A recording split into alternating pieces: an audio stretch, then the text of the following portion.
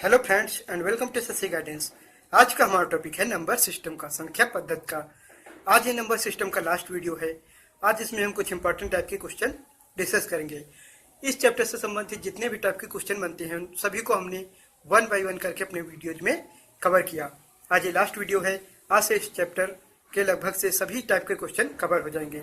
अगर आप number system की पूरी प्लेलिस्ट वॉच कर लेंगे, सभी वीडियोज को देख लेंगे, तो ये चैप्टर बिल्कुल क्लियर हो जाएगा। इस चैप्टर से संबंधित जितने भी क्वेश्चन कॉम्पिटिटिव एग्जाम्स में पूछे जाते हैं वो सभी हमने कवर किए हैं नंबर सिस्टम की इस सीरीज में। तो सभी वीडियोज अगर आपने देख लिया तो यह चैप्टर बिल्कुल क्लियर हो जाएगा। आज फिर हम कुछ इंपॉर्टेंट टाइप के क्वेश्चन इसमें डिस्कस करेंगे। तो चलिए देखते हैं आज का पहला क्वेश्चन। पहला क्वेश्चन दिया हुआ है कि एक फार्म में गायें और मुर्गियां हैं। यदि सिर गिने जाएं, यानी कि अगर दोनों के सिर गिने जाएं तो 180 है टोटल, और यदि टांगे गिनी जाएं यानी कि पैर गिने जाएं तो 420 यानी कि 420 हैं। तो फार्म में गायों की कुल संख्या कितनी है? ठीक है, तो वहाँ गायें हैं और मुर्गियां हैं। तो गायों के 4 पैर होते हैं और मुर्गियों के 2 पैर। ठीक है, और सिर तो सभी गायों को होता है। तो सिरों की संख्या कितनी है? 180। ठीक है, और टांगे यानी कि पैर गिने जाते हैं तो 420 है। तो इस टाइप के क्वेश्चन को किस तरह से हम सॉल्व करेंगे वो देखते हैं। तो हमेशा क्या करेंगे, हम सिरों की संख्या ले लेंगे। सिरों की संख्या क्या है? 180 और पैरों की 420। ठीक है, और 180 सिर है तो इसमें क्या है, कुछ गायें हैं, ठीक है, और कुछ मुर्गियां हैं। तो इस मेथड के थ्रू बहुत ही आसानी से लग जाएगा। तो हम क्या करेंगे, गायों के कितने पैर होते हैं? 4 पैर, और मुर्गियों के 2 पैर। तो पैर लिख लेंगे क्योंकि पैरों की संख्या आगे दी हुई है। तो फिर उसके बाद क्या करेंगे, जो भी पूछा जाए, तो यहाँ पूछा क्या गया है, गायों की संख्या पूछी गई, तो गायों को नहीं लेंगे। हम स्टार्टिंग किससे करेंगे? सॉल्व करेंगे मुर्गियों से, और जो आंसर आएगा वो गायों का आ जाएगा कि गायों की कितनी संख्या है।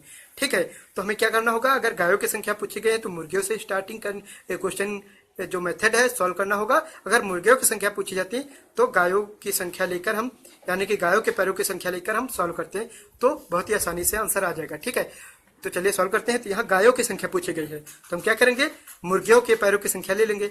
तो अगर हम मान लें कि टोटल 180 मुर्गियां हैं तो टोटल पैर कितने हो जाएंगे, क्योंकि मुर्गियों के 2 पैर होते हैं तो टोटल पैर कितने हो जाएंगे? 360। ठीक है, 180 इंटू 2 360 हो जाएंगे। फिर क्या करेंगे, टोटल पैर 420 दिए हुए थे, दोनों का अंतर निकालेंगे। दोनों का अंतर निकालेंगे तो कितना आ जाएगा? 60। ठीक है, फिर जो 60 आएगा, जो अंतर आएगा इन दोनों का डिफरेंस, उसको हम इन दोनों के डिफरेंस से, यानी कि यहाँ 4 पैर हैं और यहाँ 2 पैर वाले हैं, तो 4 और 2 के डिफरेंस से हम डिवाइड कर देंगे। तो कितना आ जाएगा? 30। और ये 30 आएगा, ये क्या आ जाएगा? वही आंसर आ जाएगा जो कि पूछा गया था। तो गायों की संख्या पूछी गई थी, तो गायों की संख्या कितनी हो जाएगी? 30, यानी कि 30 गाय है। 180 जो सिर है उसमें से 30 गाय हो जाएंगी, तो 150 मुर्गियां हो जाएंगी। तो इस तरह से ये क्वेश्चन सॉल्व हो जाएगा। तो सिंपली क्या करना है, सिर जितने भी हैं लिख लेने हैं। उसके बाद गाय और मुर्गियां 2 टाइप के जानवर हैं। तो गाय के सिर कितने हैं, गायों के पैर कितने होते हैं? 4, मुर्गियों के 2। और लेकिन पूछा क्या गया है, गायों की संख्या पूछी गई है, तो हम मुर्गियों को लेकर, मुर्गियों के पैरों की संख्या लेकर सॉल्व करेंगे। तो अगर 180 मुर्गियां ले लेंगे, पूरी मुर्गियां ले लें, तो अगर प्रत्येक के 2 पैर हैं, टोटल पैर कितने हो जाएंगे? 360 मल्टीप्लाई कराएंगे, और जब अंतर निकालेंगे, क्योंकि टोटल पैर कितने दिए हुए थे? 420, 420, तो दोनों को अंतर निकालेंगे तो 60 आया। उस 60 को किससे डिवाइड करेंगे? इन दोनों के अंतर से। तो गायों के पैर 4 थे और मुर्गियों के 2, दोनों का अंतर कितना है? 2 से डिवाइड करेंगे 30, और 30 क्या आ जाएगा? गायों की संख्या। गायों की कितनी संख्या है? 30। ठीक है, और 30 को लेस करेंगे क्योंकि 180 टोटल सिर थे, तो 150 मुर्गी आ जाएंगी। ठीक है, तो इस तरह से आंसर आ जाएगा हमारा। तो इस तरह से इस मेथड से बहुत ही सिंपली आंसर हम निकाल सकते हैं। ठीक है, तो चलिए अब नेक्स्ट क्वेश्चन देखते हैं। नेक्स्ट क्वेश्चन है सेकंड नंबर। सेकंड नंबर पे दिया हुआ है कि कुछ गडरिया अपनी भेड़ें चरा रहे हैं। यदि जमीन पर कुल पैर 230 पैर, यानी कि गडरिया, जितने भी गडरिया हैं, कुछ गडरिया हैं और भेड़े हैं, तो सभी के पैर मिलाकर कितने हैं? 230। तथा उनके सिरों की कुल संख्या कितनी है? 60, यानी कि दोनों गडरिया और भेड़ों के कुल सिर कितने हैं? 60, और कुछ गडरिया और भेड़े सभी के मिलाकर पैर कितने हैं? 230। ठीक है, तो इस बार भेड़ों की संख्या पूछी गई है। ठीक है, तो उसी मेथड से हम सिंपली सॉल्व कर लेंगे, बहुत ही आसानी से आंसर आ जाएगा। तो क्या करेंगे, टोटल सिर कितने हैं? सिर ले लेंगे 60 हैं। ठीक है, उसमें 2 हैं, एक है गडरिया, यानी कि कोई व्यक्ति हो गए, कुछ व्यक्ति होंगे, और दूसरी है भेड़े। ठीक है, तो भेड़ों के तो 4 पैर होंगे और जो गडरिया जो व्यक्ति होंगे उनके 2 पैर होंगे। ठीक है, और टोटल पैर कितना 230 दिए हुए हैं। तो फिर क्या करना है, पूछा किसका गया है, भेड़ों का। अगर भेड़ों का पूछा गया है तो मेथड हम किससे स्टार्ट करेंगे, गड़रिया के पैरों को लेकर। जो पूछा जाएगा उसका नहीं लेंगे, दूसरे का लेंगे। तो अगर टोटल हम गड़रिया ले लें 60, तो टोटल पैर कितने हो जाएंगे 60 इंटू 2 यानी कि 120, और कुल पैर 230 दिए गए थे। तो दोनों का अंतर निकालेंगे। अंतर यहाँ से कितना आ जाएगा 110, 110 आएगा। फिर हमें क्या करना है, दोनों के अंतर से डिवाइड करना है। तो यहाँ 4 है, ये 2, दोनों का अंतर कितना है 2, 2 से डिवाइड करेंगे तो क्या आ जाएगा 55, यानी कि 55 कौन है, 55 भेड़ों की संख्या है। क्योंकि भेड़े पूछी गई थी तो भेड़ों का आंसर आ जाएगा, यानी 55 भेड़े हैं। तो बचेंगे सिर्फ कितने 5, यानी कि 5 गड़रिया हैं। तो इस तरह से 55 भेड़ों की संख्या और 5 गड़रियों की संख्या आ जाएगी। तो इस टाइप के क्वेश्चन बहुत ही सिंपली इस मेथड से लग जाएंगे। ठीक है, तो चलिए अब नेक्स्ट क्वेश्चन देखते हैं। नेक्स्ट है, एक तालाब के किनारे बगुले अपना चारा चुग रहे हैं, वही कुछ कुत्ते खेल रहे हैं। यदि सिरों की संख्या 24 तथा पैरों की कुल संख्या 60 हो तो बगुलों की संख्या बताइए। ठीक है, तो यहाँ सिर फिर से ले लेंगे। सिरों की संख्या कितनी है 24, ठीक है, और उसमें 2 हैं, कौन है, बगुले हैं और कुत्ते हैं। ठीक है, कुत्तों के 4 पैर होंगे और बगुलों के 2। ठीक है, और टोटल पैर कितने हैं, पैरों की संख्या कितनी है 60 है। ठीक है, फिर वही क्या करना है कि हमें आंसर किसका पूछा गया है, बगुलों की संख्या पूछी गई, तो बगुलों को नहीं लेंगे। मेथड की शुरुआत जो है वो कुत्ते के पैरों की संख्या से करेंगे। तो कुत्तों के कुल पैर कितने होते हैं 4, और अगर सभी को कुत्ते यानी टोटल 24 कुत्ते मान लें तो टोटल पैर कितने आ जाएंगे, टोटल मल्टीप्लाई करेंगे तो आ जाएगा 96। ठीक है, 96 आ जाएगा। इस बार 96 ज्यादा है तो अंतर हमें फिलहाल अंतर लेना है, जो ज्यादा हो उसमें छोटे को घटा देना है। तो कुत्तों के पैर लेंगे तो टोटल पैर आ गए 96, और दिए हुए कितने थे 60, तो दोनों का अंतर कर लेंगे तो अंतर कितना आ जाएगा 36, यानी कि 36 आ जाएगा डिफरेंस। ठीक है, फिर इस डिफरेंस को किससे डिवाइड करना होता है, इन दोनों के अंतर से। तो 2 और 4 का डिफरेंस कितना है 2, 2 से डिवाइड करेंगे तो कितना आ जाएगा, यहाँ से आ जाएगा 18, यानी कि 18 क्या हो जाएंगे बगुले, तो 18 बगुले हैं। ठीक है, 18 बगुले हैं। तो टोटल 24 सिर थे, तो कितने आ जाएंगे 6 आ जाएंगे कुत्ते, कुत्तों की संख्या 6 आ जाएगी और बगुलों की संख्या कितनी आ जाएगी 18। ठीक है, तो इस तरह से आंसर आ जाएंगे। तो सिंपल क्वेश्चन था, टोटल सिर 24 दिए हुए थे और पैरों की संख्या 60 दी हुई थी, और थे कौन, कुछ बगुले थे और कुछ कुत्ते थे। ठीक है, तो बगुले के 2 पैर होते हैं, कुत्तों के 4, 24 सिर हमने ले लिए।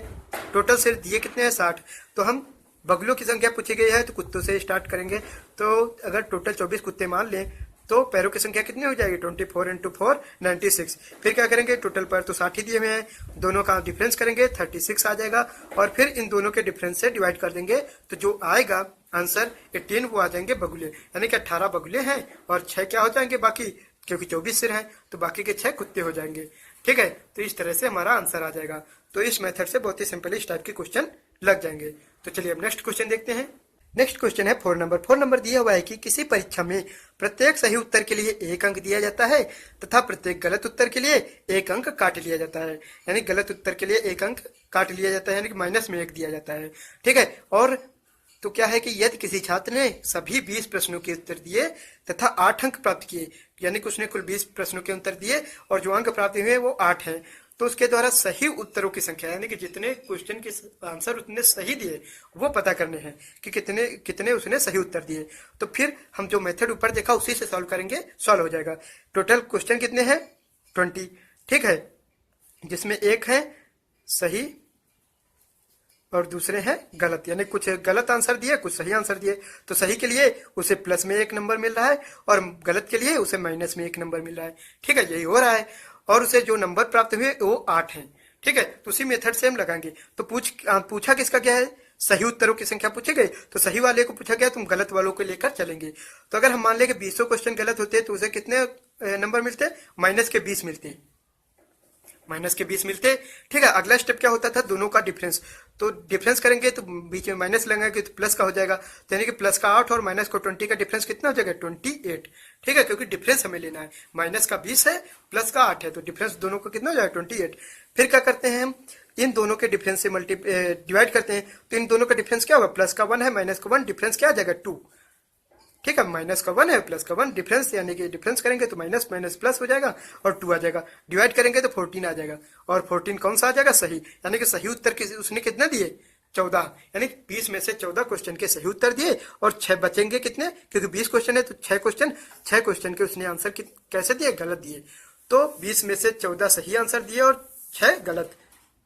तो सही आंसर पूछ रहा था तो सही आंसर कितने दिए, 14। ठीक है, तो इस तरह उसे 8 नंबर प्राप्त हुए। तो सिंपली इस तरह से आंसर हमारा आ जाएगा। तो जब भी इस टाइप के क्वेश्चन पूछे जाएं या फिर ऊपर जब सिर्फ सर पैर वाले क्वेश्चन पूछे जाएं, ठीक है, तो इस मेथड से बहुत ही आसानी से लग जाएगा।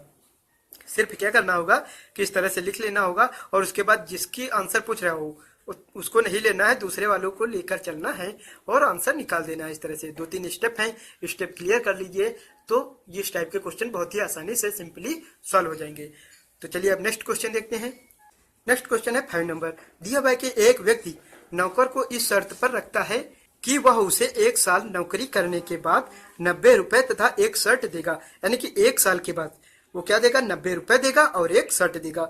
वह नौकर 9 महीने काम करता है तथा एक शर्ट और 65 रुपए प्राप्त करता है। तो बताइए शर्ट की कीमत क्या है। तो शर्ट की कीमत पूछी गई है, तो सिंपल क्वेश्चन है, सॉल्व कर लेते हैं। क्या है कि अगर वो पूरा 1 साल मतलब 12 महीने, अगर 12 महीने काम करता तो उसे क्या मिलता, उसे 90 रुपए मिलते प्लस एक शर्ट मिलता। ठीक है, 90 रुपए प्लस एक शर्ट मिला। लेकिन उसने काम कितने दिन किया, 9 महीने, 9 मंथ काम किया।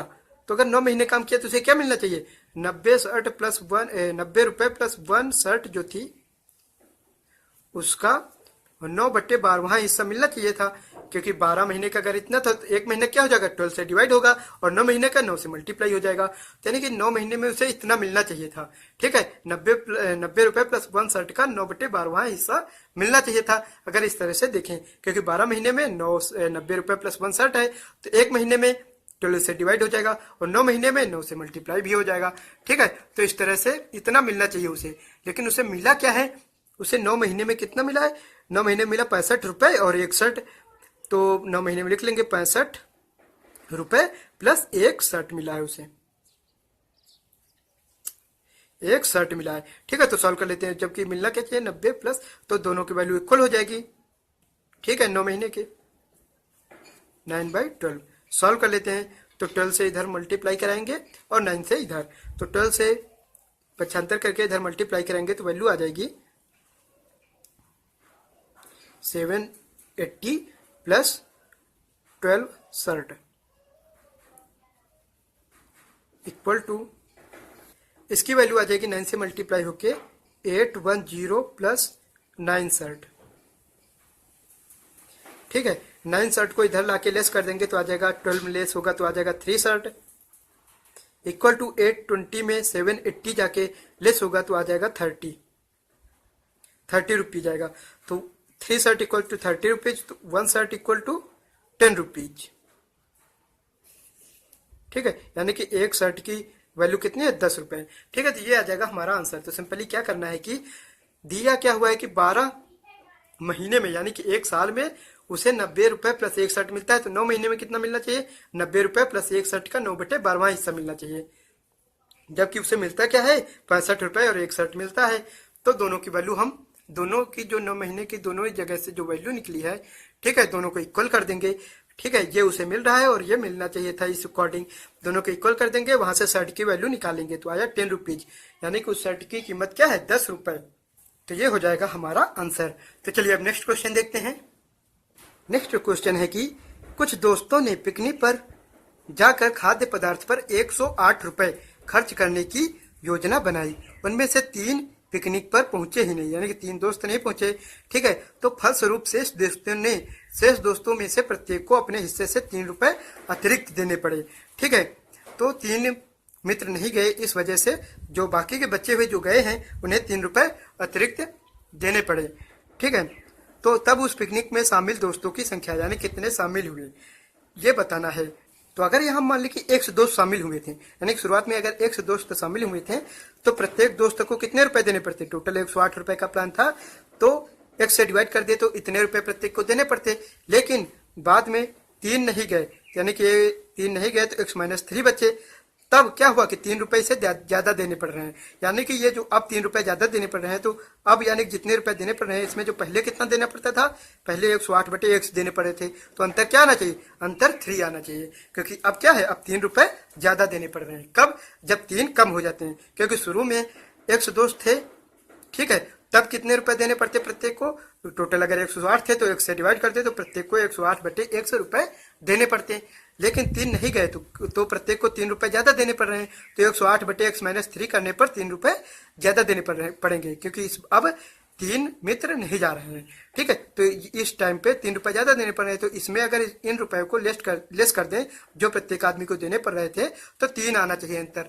ठीक है, जहां x क्या है, शुरुआत में शामिल होने वाले दोस्तों की संख्या, तो वो ऑप्शन में दिया हुआ है, तो ऑप्शन का सहारा लेकर बहुत ही आसानी से सॉल्व कर लेंगे, ठीक है, तो ऑप्शन यहाँ पर हम ले लेंगे, हमारा जो अंतर आना चाहिए 3 का आना चाहिए, ठीक है, तो प्रत्येक ऑप्शन से ले लेंगे, तो ऑप्शन से अगर 15 की वैल्यू लें, x की जगह 15 लेंगे, तो 108 तो डिवाइड ही नहीं होता 15 से, यानी कि ये आंसर ही नहीं होगा, ठीक है, 12 लेंगे तो 12 से देखें डिवाइड होता है, हाँ डिवाइड होता है, तो अगर 12 लें तो इसकी वैल्यू आएगी 9, डिवाइड करेंगे और इसमें 12 - 3 9 आएगा, और 9 से डिवाइड करेंगे तो 12 आएगा, और डिफरेंस 3 का आ जाएगा, यानी कि यही ऑप्शन हमारा सही हो जाएगा, ठीक है, सिंपल है कि शुरू में कुछ मित्र थे, तो हमने शुरू में मान लिया x मित्र थे, और प्लान 108 रुपए का बना था, तो प्रत्येक मित्र को कितने देने पड़ते, 108/x, ये प्रत्येक मित्र को इतने रुपए देने पड़ते, लेकिन 3 में नहीं गए, 3 पहुंचे ही नहीं, तो अब कितने हैं, x-3 है, तो अब कितने प्रत्येक को देने पड़ेंगे, 108/x-3, और जो आप दे रहे हैं प्रत्येक, ये 3 रुपए ज्यादा है इससे, तो इसमें इसको घटा देंगे तो 3 आना चाहिए अंतर, ठीक है, और देन x क्या है, शुरू में शामिल हुए मित्रों की संख्या, जो कि पूछा गया है, तो उसी के ऑप्शन दिए हुए हैं, तो वही हम 1 बाय 1 करके ऑप्शन लेके रखेंगे, जिसमें डिफरेंस 3 आ जाएगा, वही हमारा आंसर हो जाएगा, ठीक है, तो इस तरह से ऑप्शन को यूज करके हम बहुत ही आसानी से आंसर निकाल सकते हैं। तो यहाँ बी ऑप्शन सही नहीं होगा, सॉरी, यहाँ पे पूछ रहा है कि अटेंड कितनों ने किया, यानी कि शामिल कितने हुए, तो 12 तो शुरू में जो x माना था, हाँ, तो वो 12 थे, लेकिन अटेंड कितनों ने किया, 3 नहीं गए थे, तो अटेंड तो 9 ने किया, ठीक है, तो 9 ये आंसर होगा, सी पार्ट 9, ठीक है, क्योंकि अटेंड 9 ने किया, जबकि टोटल शुरू में शामिल 12 हुए थे, तो शुरू में अगर पूछता कितने शामिल हुए थे तो 12 आंसर होता, लेकिन पूछ रहा कि शुरू में अगर पूछता कि कितने थे तो आंसर 12 होता, लेकिन पूछा कि कितने दोस्त पिकनिक में शामिल हुए, यानी कि कितनों ने अटेंड किया, तो वो 9 है, ठीक है, तो अटेंड करने वालों की संख्या 9 है, और शुरू में कितने थे, शुरू में 12 थे, ठीक है, तो इस तरह से क्वेश्चन सॉल्व होगा, तो यहाँ आंसर क्या हो जाएगा, सी पार्ट, 9 दोस्त शामिल हुए अंत में पिकनिक में, ठीक है, तो चलिए अब नेक्स्ट क्वेश्चन देखते हैं।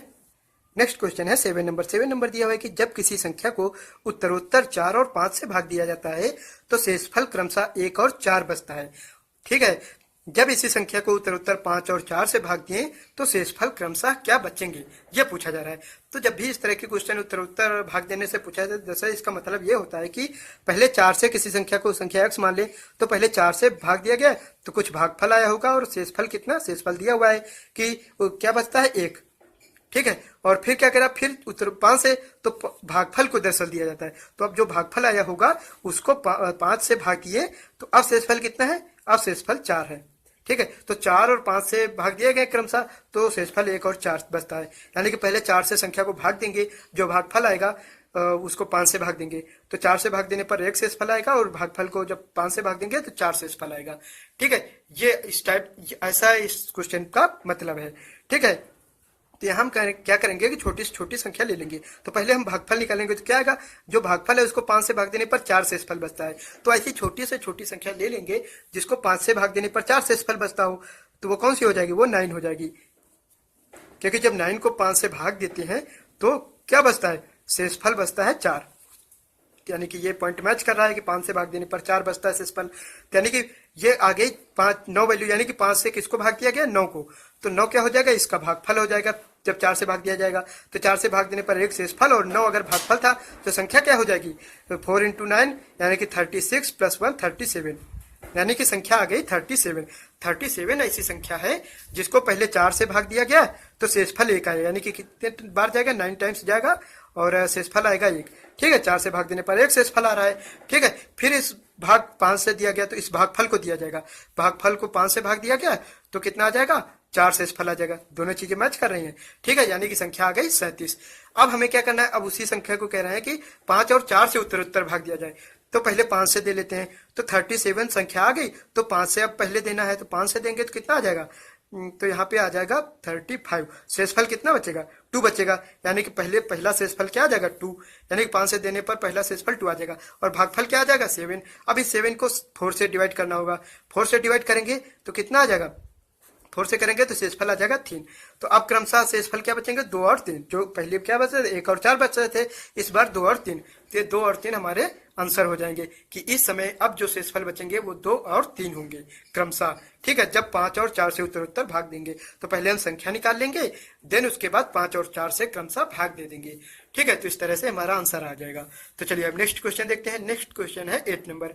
8 नंबर दिया कि 1/7 + 9 999 दिया हुआ है, ये मिस अभिन्न दी हुई है। ठीक है, और 692/693 × 99। ठीक है, तो ये मिस भिन्न दी हुई है और 99 से मल्टीप्लाई कराना है, और इस पूरी भिन्न का ये जो है इसकी वैल्यू हमें फाइंड आउट करनी है। तो इसको कैसे हम सॉल्व करेंगे नॉर्मली, तो चलिए सॉल्व करते हैं। तो 1/7 प्लस हम क्या करेंगे कि ये क्या होता है, इसको इससे मल्टीप्लाई करके प्लस इसमें ऐड करते हैं, तो ये क्या हो जाएगा 999 × 693 प्लस 692/693 × 92। तो हम यहाँ क्या करें 99, तो हम यहाँ क्या करेंगे कि इसको 1000 - 1 लिख लेंगे, तो बहुत ही आसानी से सॉल्व हो जाएगा। तो 1/7 और ये हो जाएगा 1000 - 1 × 693 प्लस 692/693 × 99। यह 99 से 7 टाइम्स जाएगा, क्योंकि 100 का 7 टाइम्स 700 होता है, और ये 100 में 1 कम है और 700 में 7 कम है, क्योंकि 7 टाइम्स है, तो यह 7 टाइम्स जाएगा। ठीक है, और इसको सॉल्व कर लेते हैं, तो क्या आ जाएगा ये प्लस में है 1/7 प्लस ये आ जाएगा 693,000 माइनस 693 और प्लस का 692 ये आ जाएगा, और अपॉन 7 आ जाएगा। तो यहाँ से वैल्यू क्या आ जाएगी, यहाँ से वैल्यू आ जाएगी 1/7 प्लस ये 693 692 जब लेस होगा तो क्या आ जाएगा माइनस का 1, यानी कि 1 इसमें लेस होगा, तो 1 लेस कर देंगे क्योंकि माइनस का 1 बचेगा, और 1 लेस करेंगे तो कितना आ जाएगा 999,269/7।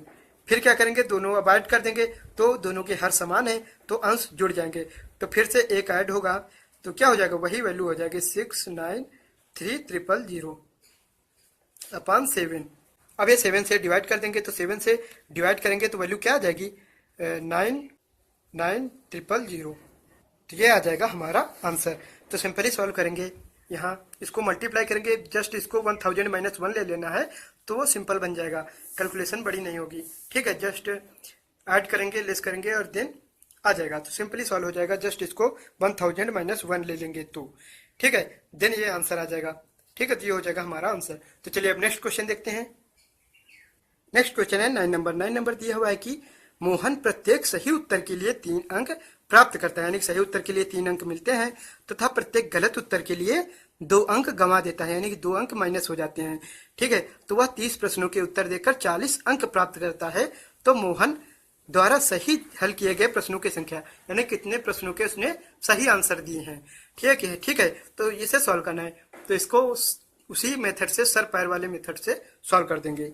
तो क्या करना है कि क्वेश्चन टोटल कितने हैं 30, तो 30 क्वेश्चन ले लेंगे, और 2 तरह के हैं, एक उसने सही आंसर दिए और कुछ के गलत आंसर दिए। सही आंसर के लिए उसे 3 अंक मिलते हैं, यानी प्लस में 3 मिलते हैं, और गलत आंसर के लिए 2 काट दिए जाते हैं, यानी माइनस में 2 मिलते हैं। ठीक है, और नंबर उसने टोटल कितने प्राप्त किए 40। तो अब क्या करना है, सही प्रश्नों की, सही आंसर किए गए प्रश्नों की पूछा गया है कि सही आंसर कितने के किए, तो सही वालों का पूछा गया है, तो हम गलत वालों को लेके चलेंगे। क्या करेंगे 30 × 2, यानी 30 क्वेश्चन अगर सभी गलत हो जाए तो कितने अंक होंगे 60 लेस होंगे, तो कितना आ जाएगा 30 × -2 माइनस का 60 आ जाएगा। नेक्स्ट क्या होता है, नेक्स्ट होता है प्रोसेस की दोनों का अंतर करना है, तो प्लस का 40 है माइनस का 60, डिफरेंस कितना आ जाएगा 100 का। ठीक है, 100 आ जाएगा इन दोनों का डिफरेंस। देन इसको डिवाइड किससे करते हैं, इन दोनों के डिफरेंस से। इन दोनों का डिफरेंस कितना आ जाएगा, प्लस का 3 माइनस का 2 का डिफरेंस आ जाएगा 5। 5 से डिवाइड करेंगे तो कितना आ जाएगा 20 क्या हो जाएगा सही हल किए गए प्रश्नों की संख्या निकालना था तो वही आ जाएगा। यानी कि 20 प्रश्नों को उसने सही आंसर किया, तो बचे कितने प्रश्न? 10 उसने गलत आंसर किए। ठीक है, तो आंसर आ जाएगा। तो ठीक उसी मेथड से आसानी से आ जाएगा। 30 क्वेश्चन थे, कुछ सही और कुछ गलत होंगे। सही के लिए 3 अंक मिलते हैं, गलत के लिए 2 अंक काटे जाते हैं। ठीक है, इस तरह उसे 40 अंक मिले। तो सही आंसर किए गए क्वेश्चन पूछे जा रहे थे, तो हम गलत वालों को लेके चलेंगे। तो 30 × 2 -60 आएगा। दोनों का डिफरेंस कितना है? 100। और इस जो 100 डिफरेंस आता है, इसमें हम क्या करते हैं? इन दोनों के डिफरेंस से डिवाइड करते हैं। इन दोनों का डिफरेंस कितना है? 5 से डिवाइड करेंगे तो 20 आ जाएगा। यानी 20 क्वेश्चन सही वाले हो गए और जो बच्चे के 10 हैं वो गलत वाले हो जाएंगे। ठीक है, तो इस तरह से हमारा आंसर आ जाएगा। तो चलिए अब नेक्स्ट क्वेश्चन देखते हैं। नेक्स्ट क्वेश्चन है 10 नंबर। 10 नंबर दिया हुआ है कि 1000 में कौन सी सबसे छोटी संख्या जोड़ी जाए ताकि संख्या 45 से पूर्णतः विभाजित हो। यानी कि 1000 है, उसमें कौन सी छोटी से छोटी संख्या ऐड कर दी जाए कि जो ऐड है वो 45 से डिवाइड हो। तो अगर 45 को देखें तो ये क्या है? 9 × 5 है। ठीक है, यानी कि जो ऐड करने के बाद आना चाहिए वो 9 से भी और 5 से भी। 5 से कटने के लिए क्या आना चाहिए? लास्ट में 0 या 5 आना चाहिए। तो सभी में 0 या 5 है जो ऐड करनी है, यानी कि 5 से तो डिवाइड ही हो जाएगा। लेकिन 9 से हमें चेक कर लेंगे कि ऐड करने के बाद जिससे 9 की डिविजिबिलिटी आ जाएगी वही आंसर हो जाएगा। तो अगर हम सबसे छोटा पहले लें, क्योंकि छोटी संख्या पूछी जा रही कौन सी सबसे छोटी, तो इन सब में सबसे छोटी 10 है। 10 ऐड करेंगे तो कितना आ जाएगा? 1010 आ जाएगा। तो 9 की डिविजिबिलिटी क्या है? अंकों का योग 9 से डिविजिबल होना चाहिए। तो अंकों का योग क्या हो जाएगा? 1 + 0 + 1 + 0, यानी कि 2 आएगा। सभी अंकों को ऐड किया जाएगा, 2 आएगा। 2 9 से डिविजिबल नहीं होता है, यानी कि ये 10 नहीं होगा। 10 नहीं होगा। अगला छोटा कौन सा है? 20। 20 ऐड करेंगे तो कितना हो जाएगा? 1020 हो जाएगा। ठीक है, जब 20 ऐड करेंगे तो अब देखें तो अंकों का योग कितना है? 3। और 3 जो है 9 से तो डिविजिबल है नहीं, तो ये भी नहीं होगा। तो अगला 80 ऐड करेंगे जब इसमें तो कितना आ जाएगा? 1080। अब 5 से तो डिविजिबल है ही, और अंकों का योग करें तो 8 1 9, यानी कि 9 से डिविजिबल होगा। तो ये हो जाएगा हमारा आंसर। यही मिनिमम संख्या है। इससे छोटी ये थी, लेकिन इसको भी ऐड करेंगे तो कितना आ जाएगा? इसको पहले चेक करना पड़ेगा क्योंकि छोटी पूछा जा रहा है। तो 1035 आएगा, और 1035 को अगर ऐड करें तो कितना आ जाएगा? 9। तो ये दरअसल ये आंसर नहीं होगा, ये होगा, क्योंकि हमें छोटे से छोटा बताना है। तो छोटे पहले 10 लेंगे, फिर 20 लेंगे, फिर 35 लेंगे। ठीक है, 35 ऐड करेंगे तो कितना आ जाएगा? 1035। और ये 5 से भी डिविजिबल है, और अंकों का ऐड किया जाए तो कितना आ जाएगा? 5 3 8 1 9 9, और 9 से डिविजिबल, अंकों का योग 9 है जो कि 9 से डिविजिबल है, यानी कि पूरी संख्या 9 से डिविजिबल होगी। कौन सी? 1035। ठीक है, तो ये पहला ऑप्शन हमारा आंसर होगा, ना कि ये सेकंड। ठीक है, क्योंकि पहले हमें छोटे से सबसे छोटा पूछ रहा है। ठीक है, तो 80 से वो 35 छोटा है, तो ये पार्ट हमारा आंसर होगा कि 35 ऐड कर दें अगर 1000 में, तो जो संख्या आएगी वो 45 से पूर्णतः डिविजिबल होगी। ठीक है, तो ये हो जाएगा हमारा आंसर। तो चलिए अब नेक्स्ट क्वेश्चन देखते हैं। नेक्स्ट क्वेश्चन है 11 नंबर। 11 नंबर दिया हुआ है कि यदि ए बी विषम संख्याएं हैं तो इनमें से कौन सा सम है? कौन सम है, यानी जो चारों ऑप्शन दिए हुए हैं इनमें कौन सम है। तो हम क्या करेंगे? ए और बी विषम है, तो ए और बी की कुछ मिनिमम छोटे विषम संख्याएं ले लेंगे। ए और बी की कुछ मिनिमम वैल्यू हम ले लेते हैं, जैसे कि ए को हम ले लें 3 और बी को ले लें 5। ठीक है, ये दो विषम संख्याएं हमने ले ली। क्या कह रहा है कि ए और बी दो विषम है, तो ए भी हमने 3 विषम ले ली, बी भी विषम ले ली। अब क्या करेंगे? वैल्यू सब में रखेंगे, जिसमें सम आ जाएगा वही सम है। ठीक है, तो पहले अगर इसमें देखें तो क्या है? 3 + 5 - 1, तो क्या आएगा? 8 - 1 7 आ जाएगा, इसमें भी सम आ जाएगा। और इसमें रखें तो 3 + 5 + 1 है, तो कितना आ जाएगा? 8 + 1 9 आएगा, ये भी सम आ रहा है, नहीं होगा। इसमें रखें तो कितना हो जाएगा? 3 + 5 और +2 × 3 × 5, तो कितना आ जाएगा? ये हो जाएगा 8 प्लस ये हो जाएगा 38 आ जाएगा। तो ये हो जाएगा हमारा आंसर।